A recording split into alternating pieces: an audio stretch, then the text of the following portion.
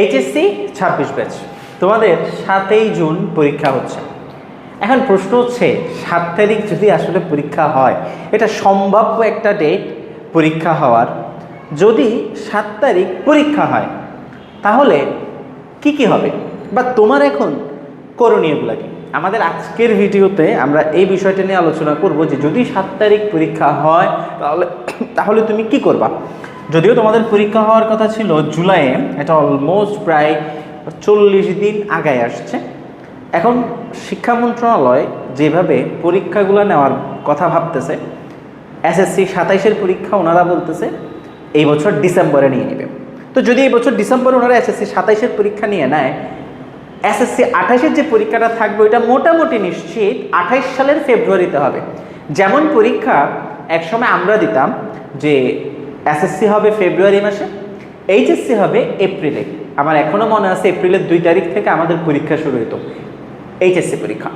এখন যেহেতু জুনে আসতেছে, তাহলে আশা করা যায় 27 ব্যাচের পরীক্ষাটা এপ্রিলে, অর্থাৎ আগামী বছর এপ্রিল থেকেই নেওয়ার একটা চান্সেস আছে। তো এখন 7ই জুন যদি পরীক্ষা হয় তাহলে তোমার করণীয় কি? তুমি যেহেতু অলরেডি ঈদের ভ্যাকেশন নিছো অনেক দিন, এখনও তোমার ঈদ শেষ হচ্ছে না, তার উপর হচ্ছে গিয়ে তুমি মাঝখানে রমজান ছিল, রমজানের আগে টেস্ট পরীক্ষা ছিল, তো তুমি একটা লুপের মধ্যে ছিল। লুপটা অনেকটা এইরকম যে তোমার টেস্ট পরীক্ষা ছিল, টেস্টের পরে তুমি হচ্ছে রামাদানের একটা মানে তোমার মধ্যে একটা পড়ার ফ্লো কমে গেছে, এরপর হচ্ছে ঈদ পরবর্তী তুমি একটা বন্ধ পাইছো, এখন হুট করে এইচএসসির ডেট অ্যানাউন্স হয়ে গেছে।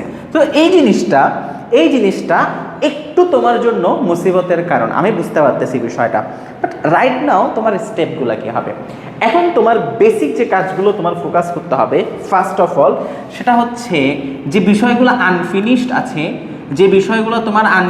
আছে, ওইটা খুব দ্রুত শেষ করো, খুবই দ্রুত শেষ করো। এখন আনফিনিশড এই বিষয়গুলো তুমি একা কিভাবে শেষ করবা, এটা তো তোমার জন্য একটা বার্ডেন।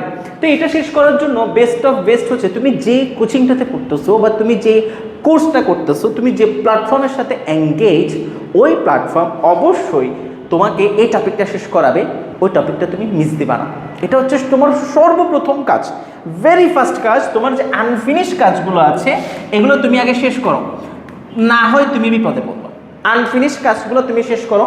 ধরো তুমি আমাদের সাথে যারা আমাদের এইচএসসি ফাইনাল রিভিশন ব্যাচে আছে, আমাদের ওরা জানে যে আমরা মের আগেই আমাদের ক্লাসগুলো শেষ করে ফেলবো। তাহলে তুমিও এরকম কোনো না কোনো প্ল্যাটফর্মে আসো, কোনো না কোনো কোচিংয়ে পড়তেছো, ওইখানে টপিকগুলো অবশ্যই শেষ করবে। তোমার কাজ হচ্ছে ওই জায়গায় বিষয়গুলো শেষ করা। আর যদি তোমার এখনও কোনো একটা প্ল্যাটফর্মে এঙ্গেজ হও নাই, তাহলে আমাদের আরাফাত অ্যাকাউন্টিং জোনের ফাইনাল রিভিশন ব্যাচে তুমি ওয়েলকাম, আমাদের কাছে তুমি পড়তে পারবে। ওকে, সেকেন্ড কাজ হচ্ছে তুমি সিরিয়াসলি এক্সামগুলো দাও। সিরিয়াসলি এক্সাম বলতে তুমি বাসায় এক্সামটা আমি 2টা ভাগ করি, একটা ভাগ হচ্ছে বাসা, আরেকটা ভাগ হচ্ছে আমি বলবো কোচিং। বাসায় কি করতে পারো, তুমি বাসায় মাইক্রো এক্সাম দিতে পারো। মাইক্রো এক্সাম মানে বুঝছো বাবা, মাইক্রো এক্সাম মানে বুঝছো খুবই মাইক্রো।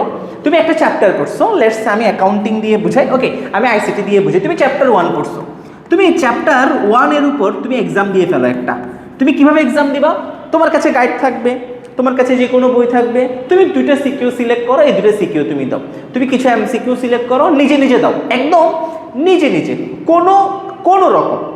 কোনো রকম চুরি করা ছাড়া। অর্থাৎ তুমি এভাবে করবা না যে আমি পরীক্ষা দিচ্ছি একটু দেখি, বাসায় আছি, আমাকে তো এখন কেউ দেখতেছে না। নো, মাইক্রো এক্সামগুলো বাসায় দাও, এটা ভেরি ইফেক্টিভ হয় না। আই ওয়াজ এ স্টুডেন্ট, এটা আমার প্ল্যান ছিল, স্টিল আমার গ্র্যাজুয়েশনের সময় আমি জিনিসটা করতাম মাইক্রো এক্সাম। আমি একটা জিনিস যখন আমার মনে হচ্ছে যে আমি এটা পারবো, কতটুকু পারবো আমি নিজেকে ট্রাই করতাম।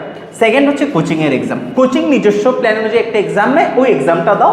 এখানে যেহেতু অনেকেই থাকে, তুমি বুঝতে পারবা যে 20 জনের মধ্যে, 50 জনের মধ্যে, 100 জনের মধ্যে, 500 জনের মধ্যে তুমি কততম। কথা বুঝতে পারতেছো? তুমি বুঝতে পারবা যে তোমার অ্যাকুরেট পজিশনটা কোন জায়গায়। আর এখানে যেহেতু খাতা অন্যরা কাটবে, অর্থাৎ তোমার চেয়ে সিনিয়র, তোমার চেয়ে এক্সপিরিয়েন্সকে খাতা কাটবে, দ্যাট টাইম এটা তোমার জন্য ইফেক্টিভ হবে। ঠিক আছে, আমাদের আরাফাত অ্যাকাউন্টিং জোনে কিন্তু এক্সাম ব্যাচ চলতেছে, ইউ গাইস আর ওয়েলকাম। উপরে ডিটেল দেওয়া থাকবে বা আমাদের পেজে মেসেজ দিতে পারো। থার্ড যে কাজটা এটা আমি সব সময়ই বলে আসছি স্টুডেন্টদেরকে, সেটা হচ্ছে তোমার কাছে একটা বস্তু আছে, এই বস্তুটার ব্যবহার কমাই ফেলো। কমাই ফেলো। আমি বলতেছি ক্লাস অবশ্যই লাগবে, বিভিন্ন জায়গায় লাগবে, কিন্তু তুমি বুঝবা কোন সময়টাতে মোবাইল না চালালে হচ্ছে, তুমি বুঝতে পারবা কোন সময়টাতে চ্যাটিং না করলে হচ্ছে, কোন সময়টাতে ইনস্টাগ্রামে রিলস না দেখলে হচ্ছে। একটু কাট ডাউন করো, এই সময়গুলোকে তুমি পড়ায় ইনভেস্ট করো। আমার কথা বুঝতে পারতেছো? কারণ তুমি যদি এখন এই সময়গুলো নষ্ট করো, 2 মাস সময় আছে মাত্র, এপ্রিল মে, আজকে 31 তারিখ, বরাবর 2 মাস সময় আছে, এই 2 মাস নষ্ট হয়ে গেলে কিন্তু মুসিবত আছে। 4 নাম্বার আরেকটা বিষয়, এটা একটু মনোযোগ তোমরা দিবে, এটাতে আসলে আমাদের অনেকের ফোকাস থাকে না, আমরা এই বিষয়গুলোকে খুব লাইটলি নিই। সেটা হচ্ছে দোয়া করো। এখন প্রপার সময় দোয়া করার, আল্লাহকে বলো যে আল্লাহ আমি এখন মুসিবতে পড়ে গেছি, আমার হাতে আর 2 মাস সময় আছে, আমার অনেক কিছু শেষ হয় নাই, আপনি আমাকে বরকত দেন, আপনি আমাকে প্রপার সময় দেন, আপনি আমাকে ওই পরিমাণ মানসিকতা দেন, আমাকে শক্তি দেন, যাতে করে আমি আমার যে পড়াগুলো আছে এগুলা শেষ করে ফেলতে পারি। ঠিক আছে? তো এই 4টা কাজ বেসিক্যালি তোমরা এখন করা শুরু করো। প্রথম কাজটা সবচেয়ে ডিফিকাল্ট, কি করা? আনফিনিশ বিষয়গুলো শেষ করা। এগুলা করার জন্য যা যা করা লাগে আমি বলছি, তুমি কোচিংয়ে বেশি করে ফোকাস দাও, তোমার শেষ হয়ে যাবে। যে স্যারদের কাছে পড়তেছো ওনাদের সাথে কনসাল্ট করো যে ভাই আমার এটা শেষ হচ্ছে না, আমি কী করতে পারি, এটার জন্য আগায় আসো। এই জিনিসটা যদি তুমি আগায় নিয়ে আসতে পারো, তাহলে তোমার হয়ে যাবে।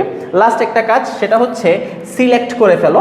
সিলেক্ট মানে আমি কি বলতে চাচ্ছি, সিলেক্ট মানে তুমি কোন টপিকটা পড়বা, কোন চ্যাপ্টারটা পড়বে, এটা আগেও সিলেক্ট করার কথা। যারা আমাদের কাছে এইচএসসিতে পড়ে আমি এটা বলি, আগেও সিলেক্ট করার কথা।